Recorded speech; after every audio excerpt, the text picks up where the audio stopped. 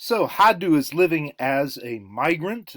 He leaves um, his family and goes to Germany, where he works in a rail yard, doing a very boring, repetitive job that nobody else wants to do. But because it's Germany, um, he's paid well for it.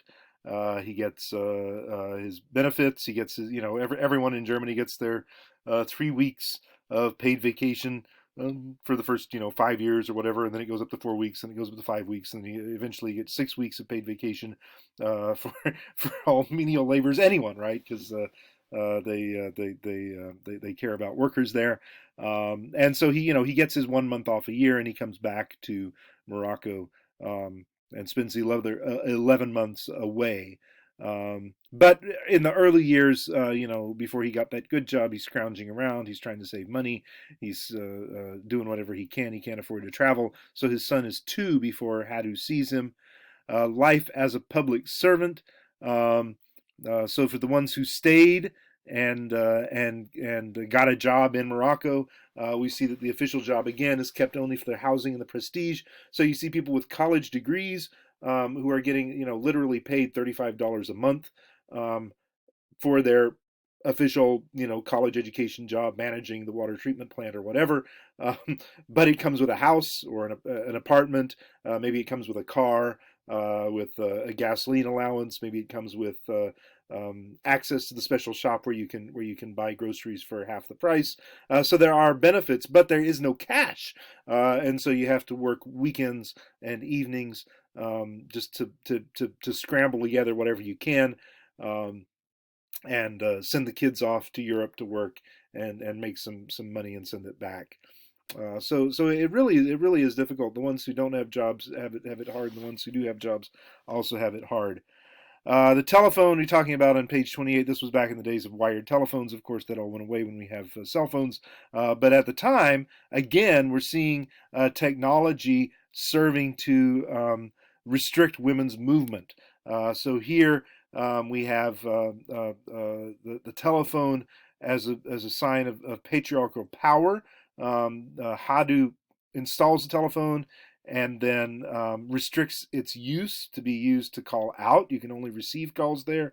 And if he calls, it has to be answered no matter when he calls. He never establishes a regular time when he's going to call, just so he can ensure that his wife will always be there. She's never leaving, because if she does and he calls, she has to, have a legitimate excuse. So, um, really using that telephone as a prison. But the family resists in various ways. He sends money regularly and asks for accounts of where they spent it, but they can go ahead and get credit. So they were always taking advances on the rent, and then because they would use their money in ways they weren't supposed to, uh, and I've had a similar situations as well. People always trying to break away from this patriarchal authority. Problems with kids. He's an absentee father. Um, the one son has a Dutch girlfriend and wants to spend his money on her instead of spending the money back on a Moroccan woman who would provide, legitimate Moroccan grandkids. Uh, it's this whole idea of the patriarchal family being split apart and the nuclear family being put in its place. Nuclear family, of course, connected to um, um, capitalist consumption and neoliberal politics and all the rest. Um, so the son's failure. These kids are being raised knowing that their dad is a bumpkin, right? So their dad came from. He's smart. He's a brilliant guy, a hard worker, really really good at providing for his family, and one of the highest incomes in the community. The problem is income versus wealth, right? And so let's see. Let's get another page up here so that we can talk about this. We're familiar with it, of course. If you know anything about American class structures, you know that people can have very high income and still have a lot of difficulties holding on to it, right? So you can have high income but low wealth, and what that means is that you're only a generation or two away from ruin. Uh, so let's see three different kinds of capital. Three kinds of capital, and it should be in the notes somewhere along, but we'll talk about it now. So you have financial capital. This is when you have savings, or in more traditional Marxist terms, you have primitive accumulation. Usually, if you look at if you poke too hard at some of these rich guys, you find somewhere back there some kind of monopoly. Some kind of really unfair or even illegal business practice. You find a lot of gangsters. You find a lot of organized crime. But then after three or four generations of cleaning, then they're just fine, upstanding members of the community. So that's financial capital. That's money. And then the next thing to get is social capital, and this is why the Hollywood moms were breaking the law to get their kids into um, um, Harvard. You don't go to Harvard for the education. You don't go to Princeton for the education. You get that education at Miami. You get that education anywhere, right? Any really top flight undergraduate emphasizing school, William and Mary, University of Chicago, any of these places are going to get you that education. You go to Harvard and Princeton because you want contacts. You want your kid to be roommates with the senator's kid, who is roommates with the billionaire's kid, who is roommates with the head of the World Bank, who's the president of Egypt, or whatever. You want to get these sort of global contacts to global capital, which is social capital. So it's contacts. Why when community college is so much cheaper? Why do so many middle class kids and above their parents scrimp and save to send them off to a residential 4-year university? Contacts, right? You spend a lot of time with these other people and you make connections. You join it. Why do you join a fraternity? You don't join a fraternity because they're good people. They're often very terrible people there, but they bind together.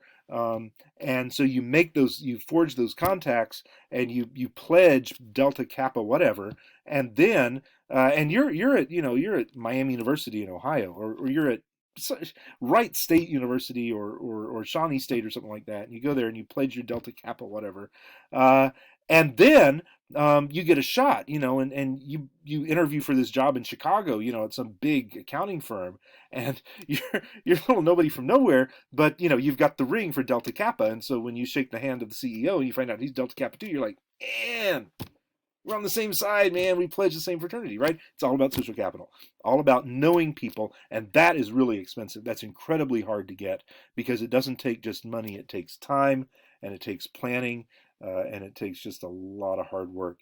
And the third one is cultural capital. Cultural is the easiest to get. That is just knowledge. Cultural capital is knowledge um, about consumption. So you get to it's just the hipsters, basically. The old difference between the hipster and the what was it? Beatnik versus hipster. This is back in 1950s New York. So basically, the cool people are black, and they're smoking a lot of reefer, and they're listening to a lot of hot jazz in the 40s and 50s. And the beatniks are the college kids from Connecticut who come down to 42nd Street and listen to the hot jazz and smoke marijuana cigarettes. And those are beatniks because they're middle class, and they can afford to pay for the drugs, and they can afford to pay for the entry to the clubs. And they're white, of course. And then the other white people who are interested in this are the hipsters. The hipsters are working class white kids from Manhattan, from Harlem. That they live in the working class districts of Bronx and Queens, and they can't afford the drugs, but they scam it off the beatniks.